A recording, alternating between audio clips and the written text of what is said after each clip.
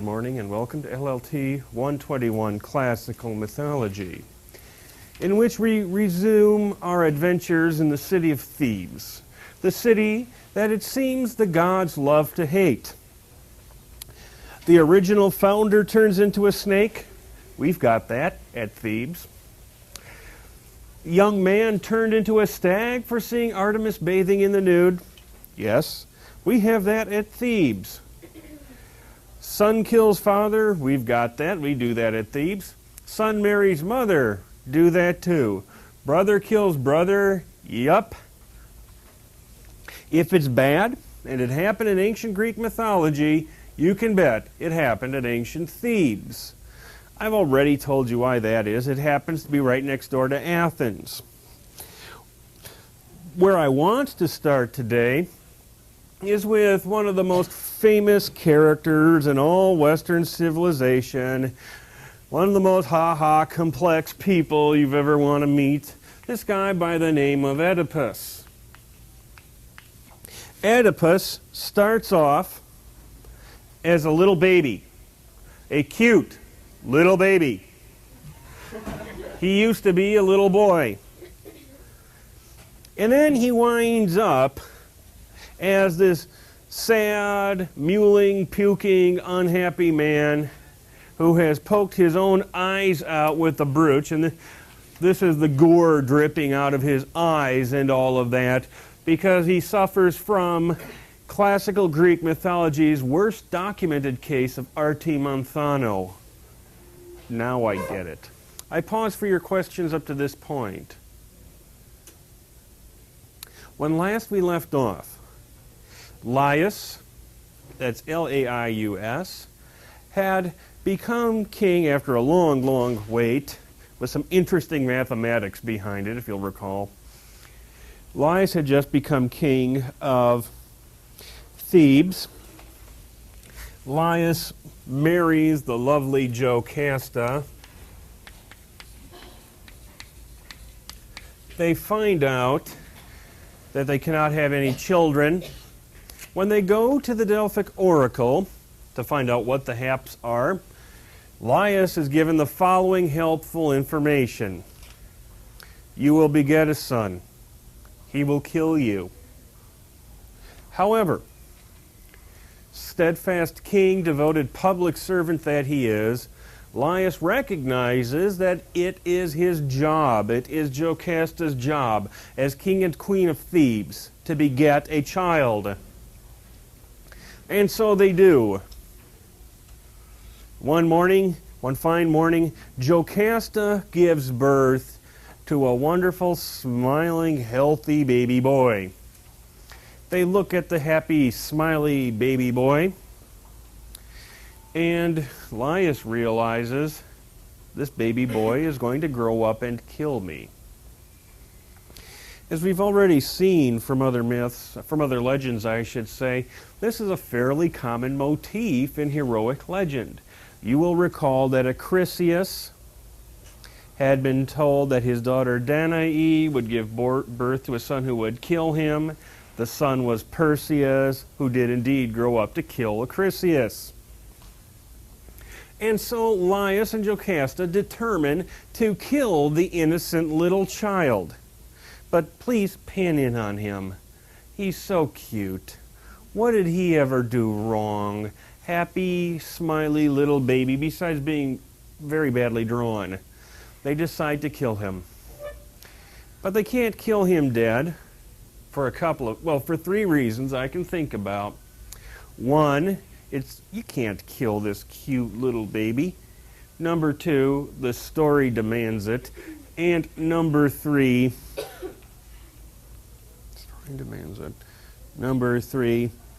it's a common motif. There you go. You always expose the young baby. But in order to, they can't expose them themselves. So they give them to a trusty shepherd. There's a shepherd who works for Laius and Jocasta. They say, Shepherd Bob, let's call him Shepherd Bob, go out and expose the little baby. But to make sure he doesn't run away, we will put a red-hot iron bar through his feet. He's not in the least happy about that. The iron bar rammed through his feet, causes the little footies to swell up, earning this kid the name in ancient Greek of Swellfoot, or in ancient Greek, Oedipus. The kid's name is Swellfoot because when he was very young, somebody rammed an iron bar through his feet. Well, they take him out to the mountain. Theban shepherd Bob takes him out to the mountain, but he runs into a henchman of the king and queen of Corinth. The king and queen of Corinth, King Polybus, the king is this old guy named Polybus, and his old wife is named Merope. It so happens that Polybus and Merope are looking for a kid. They haven't been able to beget a child either. And all of a sudden, here comes one of their servants carrying a healthy, reasonably happy young baby, a young baby boy. He can be a prince and grow up to be a king. Where did you get him? No, we won't even ask where you got him. The only thing about this little baby that Polybus and Merope notice is that he has an iron bar rammed through his feet, and his feet are swollen. So they decide to call him Oedipus, or Swellfoot, or I like to call him Eddie.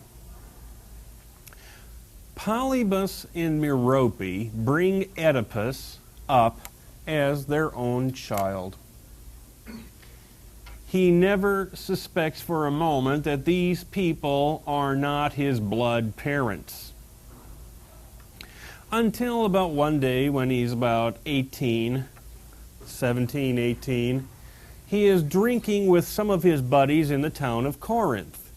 Keep in mind that Oedipus believes that he is the son of Polybus and Merope and the heir to the throne of Corinth. They're drinking, and as young men will sometimes do, they call each other names for the sheer joy of being young, drunken, and male. And somebody calls Oedipus a bastard. And Oedipus says, "I'm not a bastard." The guy chuckles knowingly, says, "You are too. You're a bastard, Eddie." Since there is no such thing as childbirth registry or birth records in ancient Greece, Oedipus leaves Corinth and goes to the award-winning Delphic Oracle, which boasts a 100% accuracy rate. Oedipus inquires of the Delphic Oracle, and I'm sure he phrases the question exactly this way: "Who are my parents? Are Polybus and Merope my parents?" And he receives back the helpful response, "You will kill your father and marry your mother." He would be tempted, I know I would be tempted, to grab the Pythoness, or grab the high priest by the collar and just shake him within an inch of his life or her. Say, "That wasn't what I was looking for," but folks, that is the answer he gets.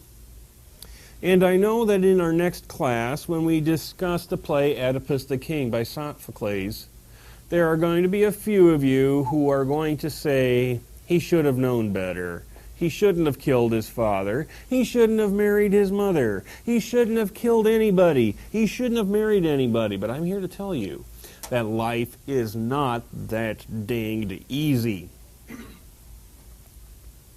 And I mean to suggest that Oedipus was doomed from the start. So why didn't he just go out and find the first man and woman that he could kill the guy and make one? That way he'd find his parents. Well, he pretty much does that. Because what he does is as follows. He still doesn't know who his true parents are, so he decides to walk towards anywhere that is not Corinth. He happens to be walking towards the city of Thebes. At the crossing of three roads. Battlefield, Sunshine, and Glenstone. Could you imagine an intersection of Sunshine, Battlefield, and Glenstone in Springfield? Could you imagine how many people would lose their tempers there? Can you imagine, how many people would be killed there in non-vehicular accidents? Well, Oedipus comes to this big rock marking a fork in the road. There are two paths he can go by, etc. And he's deciding which of the two in the long run he had better go upon. And this old goomer in a chariot comes hurtling by and runs Oedipus out of the road. Oedipus reacts. Remember that little trick we did when I asked you about the intersection of Battlefield and Glenstone and how somebody with a boombox is pulled up beside you and you're late for your appointment with the one you love and all you can get on the radio is KTXR, the gentle giant. And you light the wrong end of your last cigarette with your last match. How you too might be tempted to commit violence on this idiot who actually stops at a yellow light. And many of you raised your hands and said you would consider doing physical violence to somebody under these circumstances. And I applauded, not because I approve of physical violence, but because I like it when students admit to being human. I told you that I once tried to throw a lit cigar into the window of somebody else's open car because he made me mad. Well, to make a long story short, Oedipus, who is not pleased at being run off the road, drags the old guy out of his chariot and kills him. Now, we all know, and it's okay for us to know this, very seldom in Greek tragedy are there any surprises. Everybody knows the plot line, just like some sleazy soap opera, where you know that Patch and Scorpia hate each other and they're talking about how much they hate each other and won't go near each other. We all know they've got the hots for each other. We all know they're going to get together. We all know Oedipus is going to kill his dad. Yep, that old guy was his dad, Laius, king of Thebes. And to those of you who say, Oedipus shouldn't have killed anybody, I ask you, have you ever been so mad while driving a vehicle that you would have considered harming somebody else in another vehicle who was driving improperly? Matt, your comment. Or Scott, or Moosehead. Any comments? Elizabeth, do you have any comments? I've been talking the entire... Oh, okay, Mark, make a comment. I read in a book on travel and Greece and stuff like that. The author commented that it was possible that Laius in the chariot couldn't have avoided him because of the way in the mountains it tracks. Yeah, that's entirely possible. I mean, sometimes when I get really mad at somebody who's driving improperly, it's really my fault. I once had a student say, "Do you drive a red Ford Escort?" Which I did at the time. And she said, "Well, you yelled at me and flipped me off." And I said, "Well, I'm sorry." She said, "Well, you should be. You cut me off." You see what I mean? It's immaterial, Mark.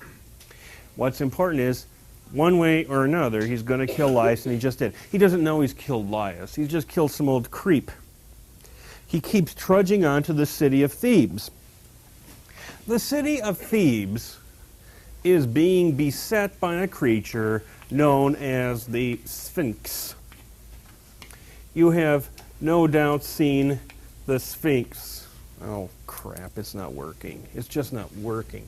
The Sphinx is a creature with a lion's body and a woman's head. The Sphinx asks all travelers a riddle.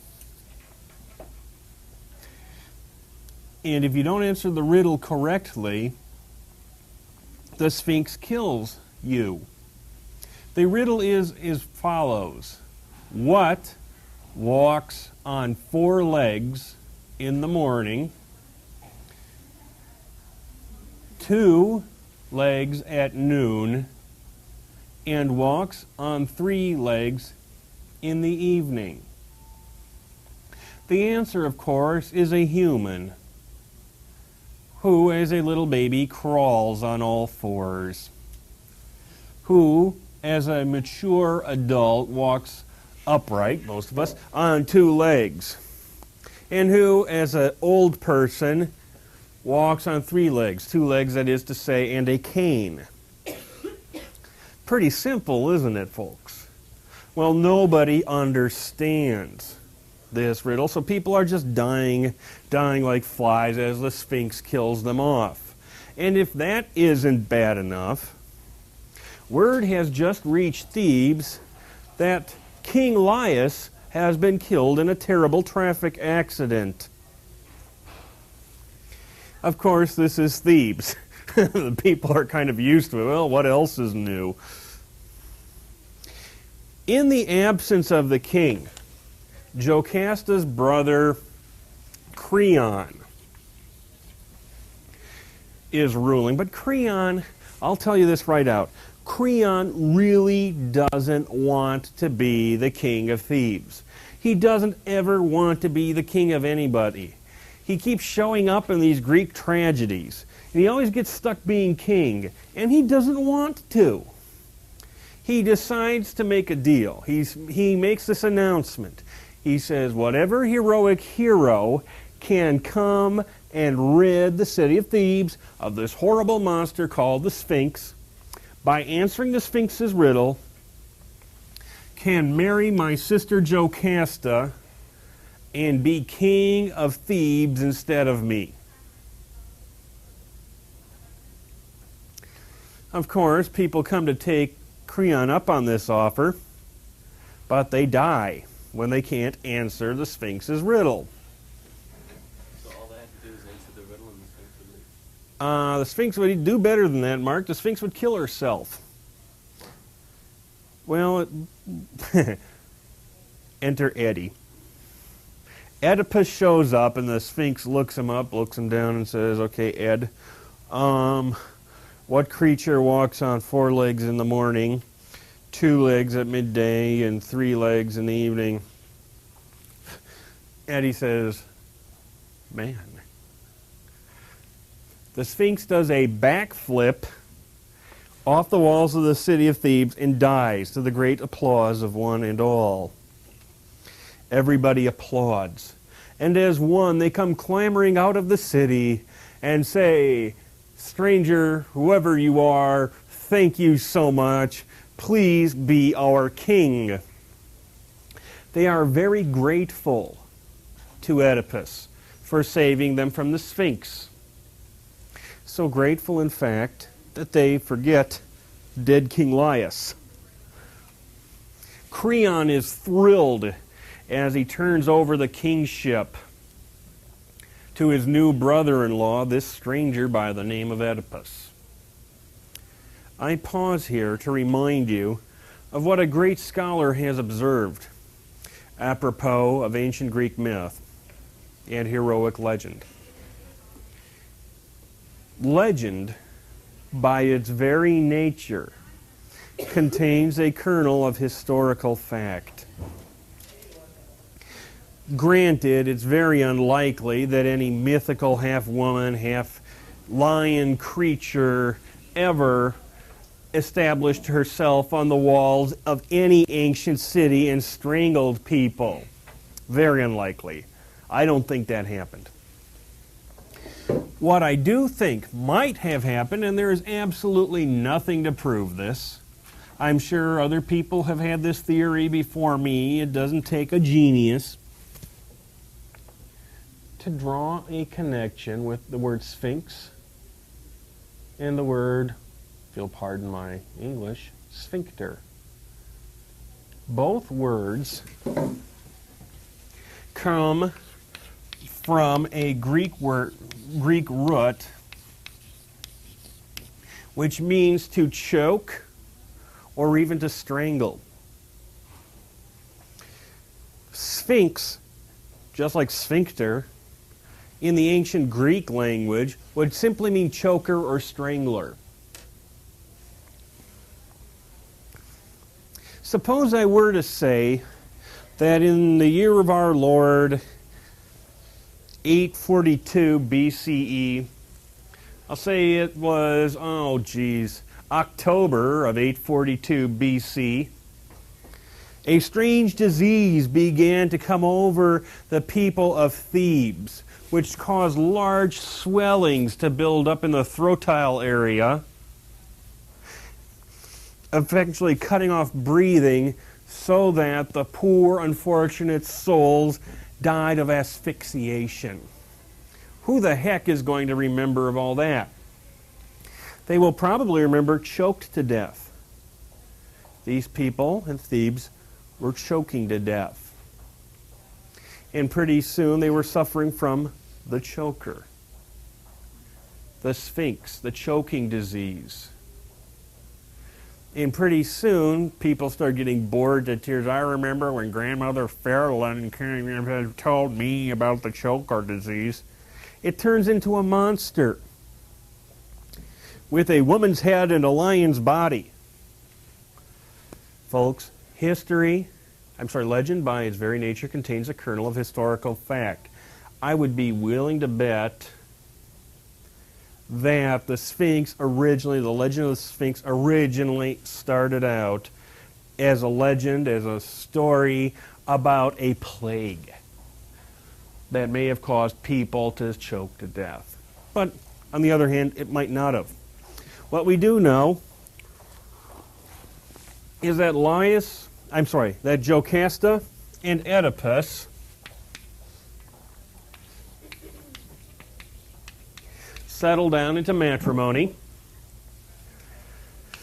They mingle in love and have 4 children.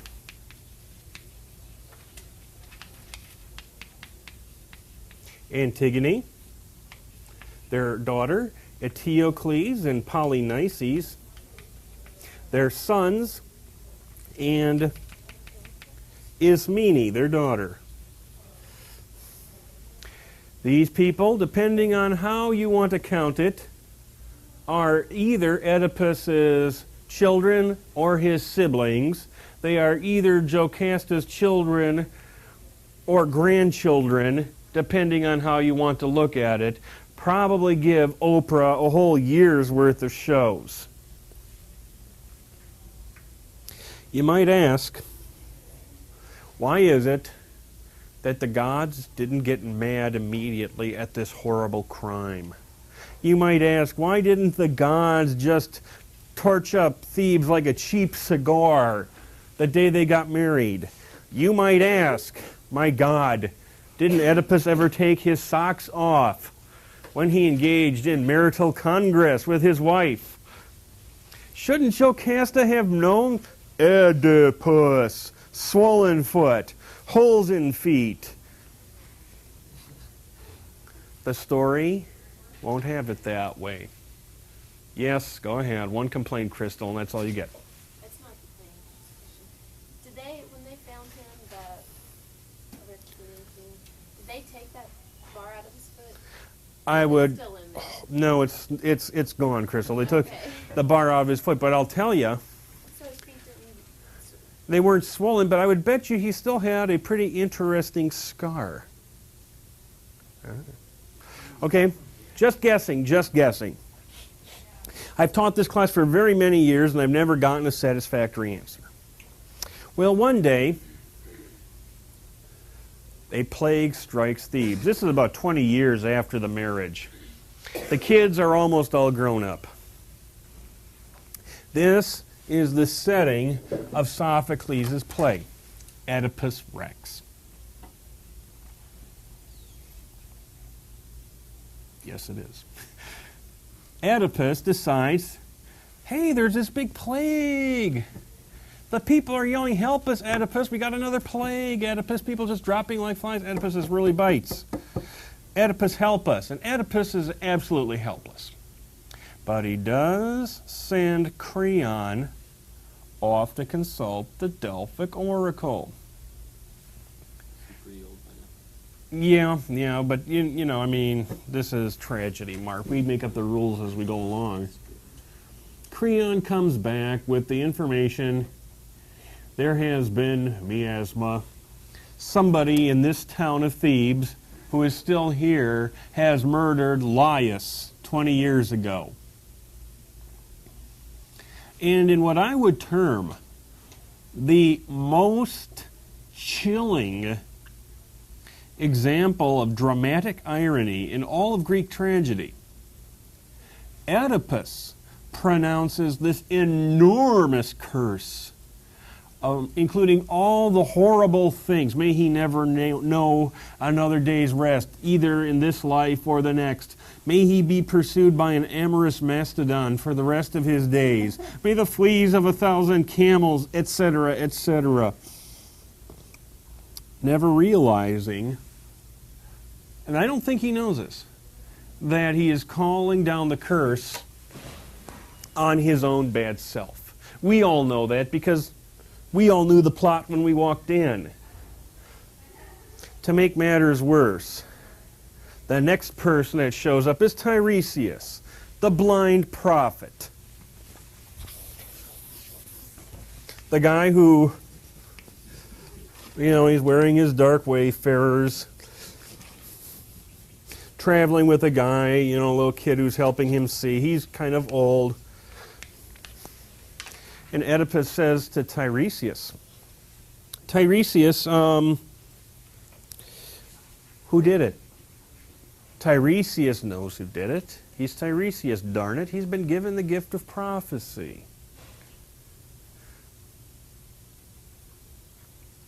Tiresias says, yeah, I can't really tell you, King Oedipus. And Oedipus says, tell me, you jerk. This is a plot, isn't it?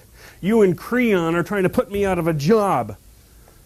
But you're not going to like the answer. You're not going to like the answer. And Oedipus rages farther and farther, as you're going to read in your next exciting assignment for our next class.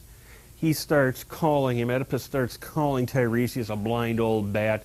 You can't see past the end of your nose, you old blindy poo.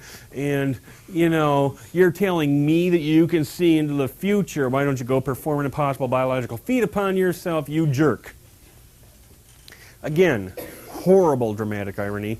Because as I've already told you, the play Oedipus Rex, Oedipus the king, Oedipus the tyrant, is going to end with Oedipus saying, oh my God, Artie Monthano, I was the blind guy.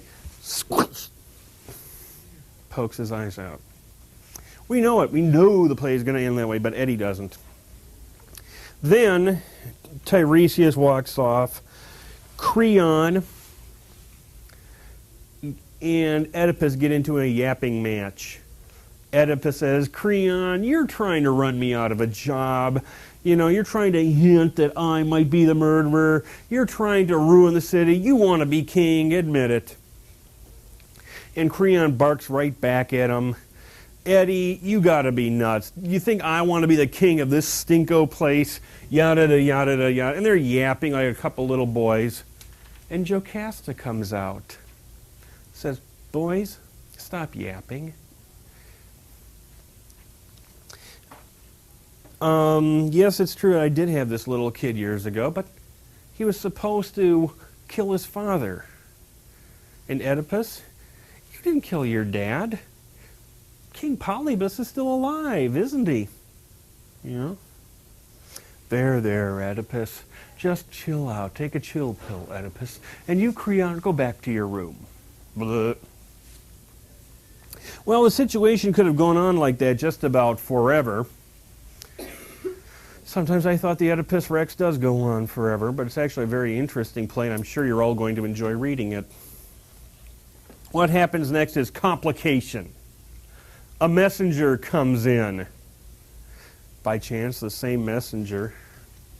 Years ago, the same old Corinthian dude who had picked up baby Swellfoot. He comes in and he says, Oedipus, King Polybus of ancient Corinth is dead. And Oedipus is jumping up and down going, woo-hoo, woo-hoo.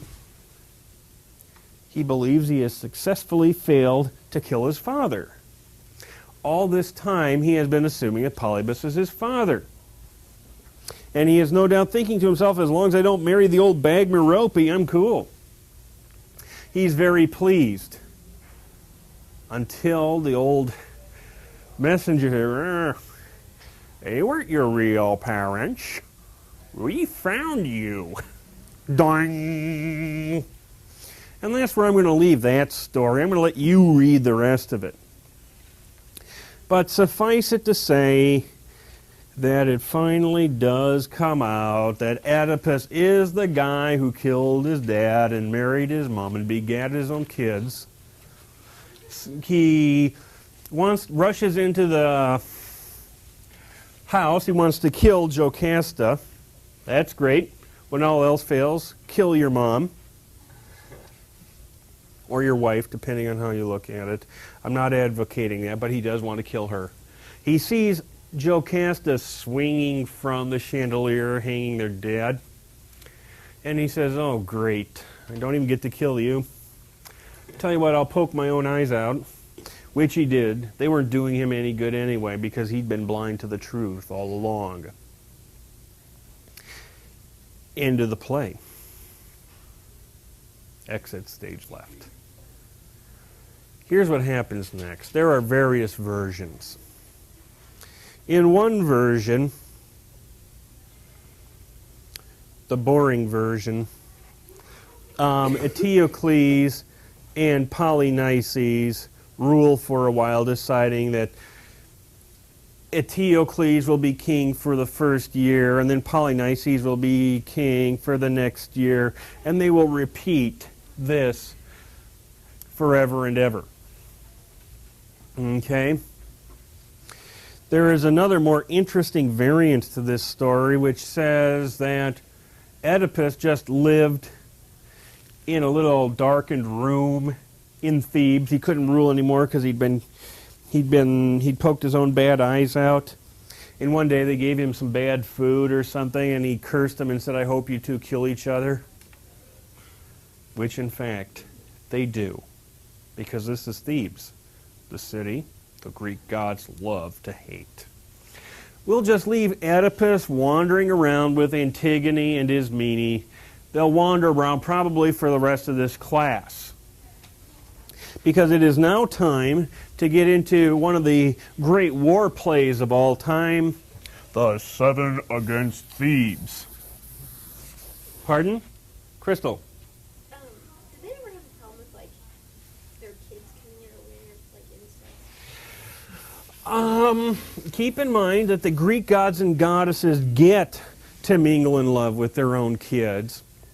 Because, as I've tried to suggest in the beginning of class, the gene pool is pretty small. Yeah, probably not. But put it this way, by the end of today's class, Eteocles and Polynices and probably Antigone will all be dead. It is very rough being a Theban. I know that was no answer, but it's all the answer you're going to get. Eteocles and Polynices make a deal. They make a deal that Eteocles gets to be king of Thebes for the first year. He'll rule for exactly 365 days. And then Polynices, his brother, will take over and be king for a year. How well do you want to bet this is going to work out, Regina? I wouldn't bet anything that would. Why?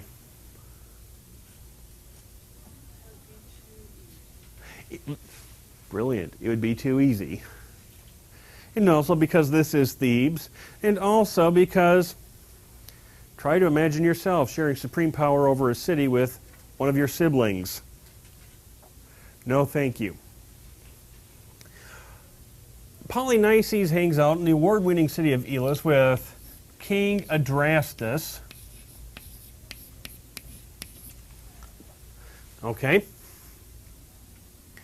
And at the end of 1 year of staying with Adrastus, Polynices says, well, it's time for me to be king of Thebes. He sends a little messenger to Eteocles. Eteocles, my turn to be king of Thebes now. Just like you might say to your little sister or little brother, it's my turn to sit in the front seat. Or it's my turn to decide what we're going to watch. Or it's my turn to decide between Burger King and Hardee's. Probably all been there, right? Only this is war.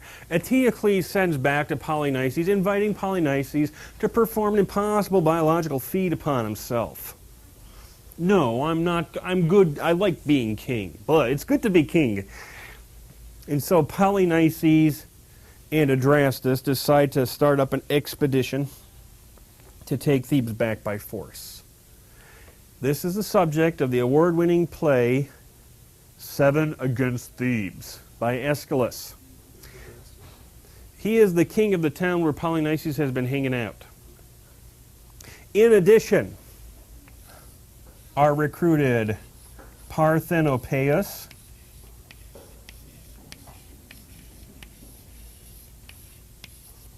Hippomedon,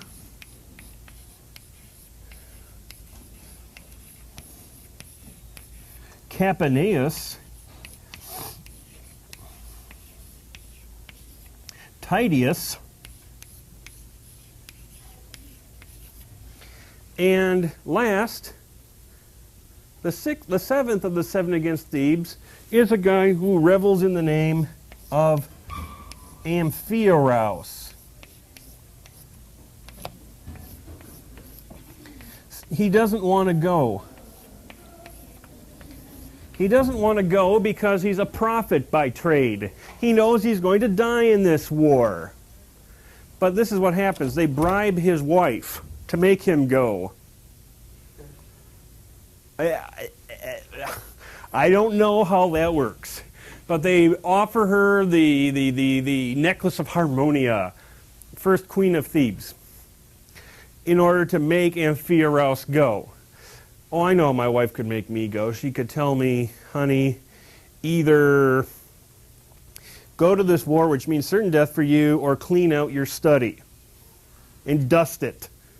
I know that would make me go off to war. And off they go.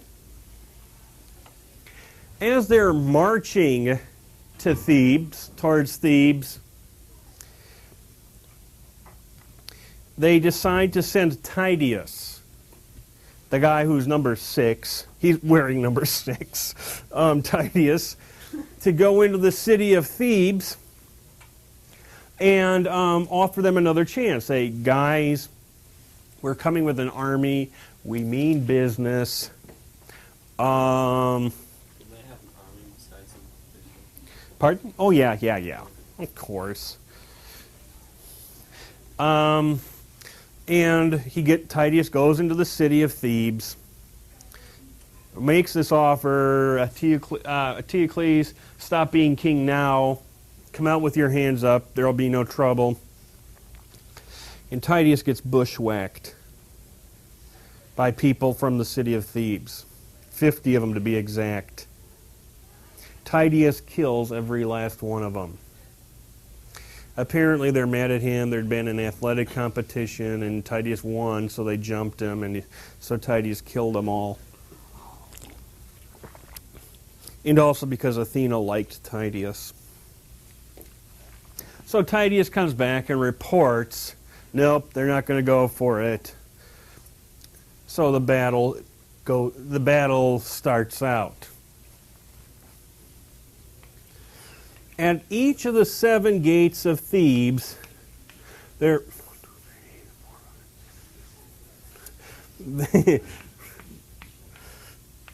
is a tower with a heroic hero leading the defense.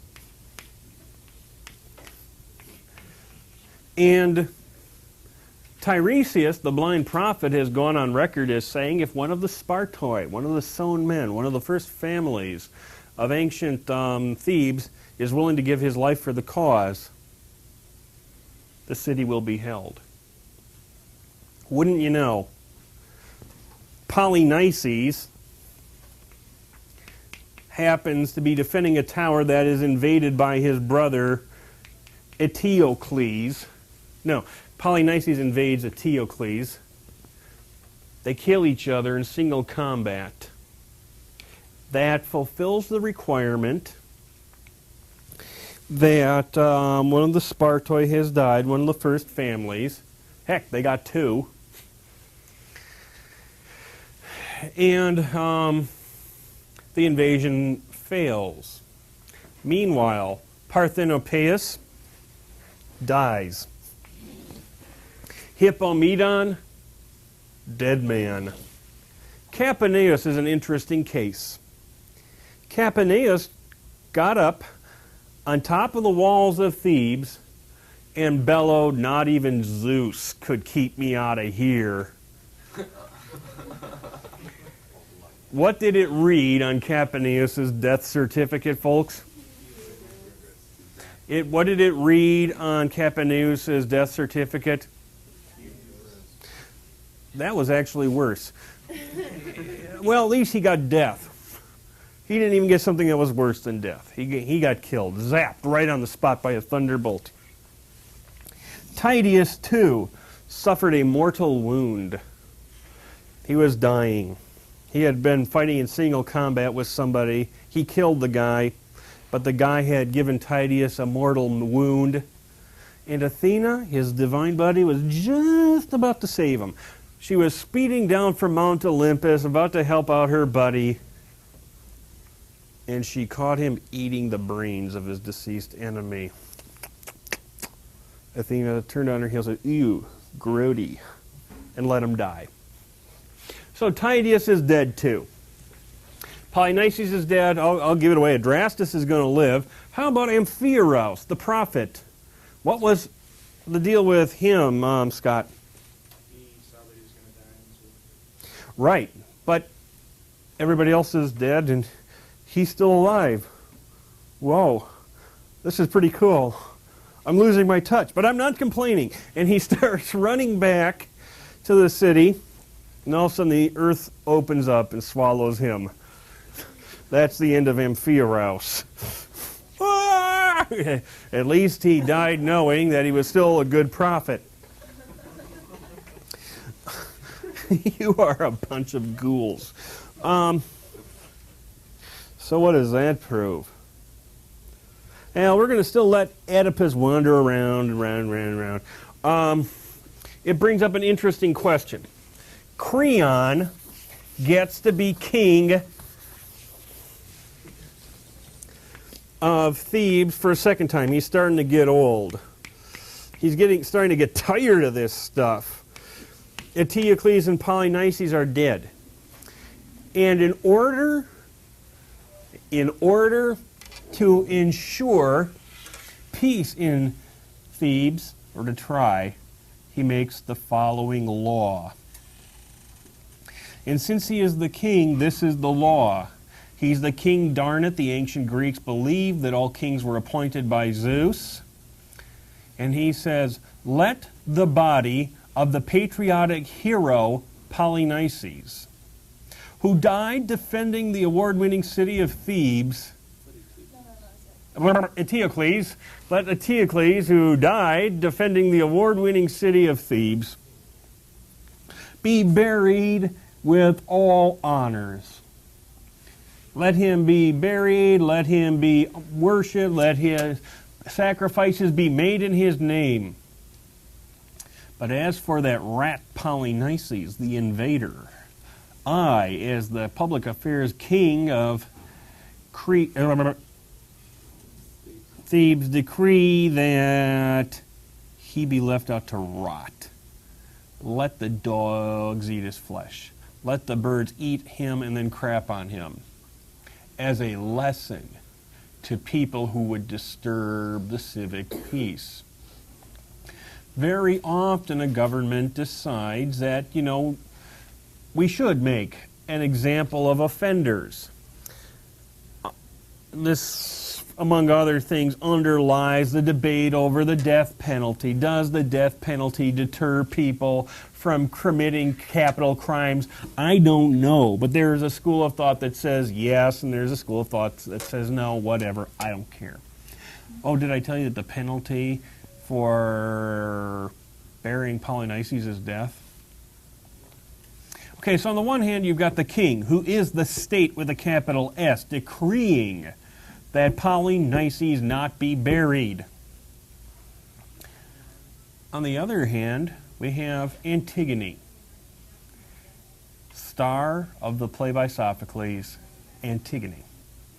Antigone takes the opposite tack. Antigone says that both of these dead men were my brothers, and I love them equally. I am happy to see that Eteocles is being buried. But Antigone believes that there is a law that is higher than the law of the state. Antigone believes that if Polynices is not buried, his soul will know absolutely no peace in the afterlife. And therefore, it is her duty under a law that supersedes, that overpowers any law made by any human, to bury her brother. And so this brave heroine does just that. No, she does not dig a 6-foot hole in the ground and plant Polynices. She sprinkles dust over his body, which is a symbolic burial. It counts. When King Creon finds out that somebody has sprinkled earth over Polynices' body, he sends people high and low looking for the responsible party, but Antigone kind of saunters in there and says, "It was me." Creon yells at her. He storms at her. "I am the king. Zeus obviously wants me to be king. Have you no thought about the state?" And Antigone looks him right back in the eye and says, "Yeah, I'm really sorry, but this is my brother. And it's my job to see that he's buried. And I'm going to do it again, too." And he yells at her, and she saunters out, "Don't you dare!" Well, of course, the next morning, the men find that there's dust or, earth scattered over the putrefying corpse of Polynices. Creon said, "She messed with me. I'm going to make an example out of her," blah, blah, blah. And sure as heck, he sentences, Antigone, to death. But he can't kill her or anything like that, so he tells her to march into that tomb. And they're going to close up the tomb, and she can die of asphyxiation or the underworld equivalent of exposure or something like that. Great. It so happens that Antigone is engaged to Haemon, the son of Creon. His name, Haemon, means bloody. As an hemophiliac, you can see the promising ending that this story is going to come to. Haemon comes into the throne room of his dad, King Creon, and says, "Dad, where's Antigone?" "Oh, she buried Polynices again, so I had to order her executed. She's down in the tomb now." And Haemon goes, "Dad!" I'm making light of this, so I got to stop this. Haemon tells his father, "Look, father, 2 wrongs do not make a right. Why punish this woman for having the courage to do what she believed was right? What's going to be lost by letting her live, etc. Besides, blah, blah, blah." And Creon goes, "I guess you're right. Go ahead, son, go get her." So Haemon rushes to the tomb. He breaks in the door and finds Antigone hanging dead from the chandelier. She has hung herself, just like Jocasta hung herself. So Haemon does what he has to do and kills himself with a sword, very bloodily. The class ends as the camera pans in on Creon, weeping and suffering the effects of a horrible case of Arti Monthano, because finally Creon gets it. You've been a good class. Be ready to discuss the award-winning play Oedipus Rex next time.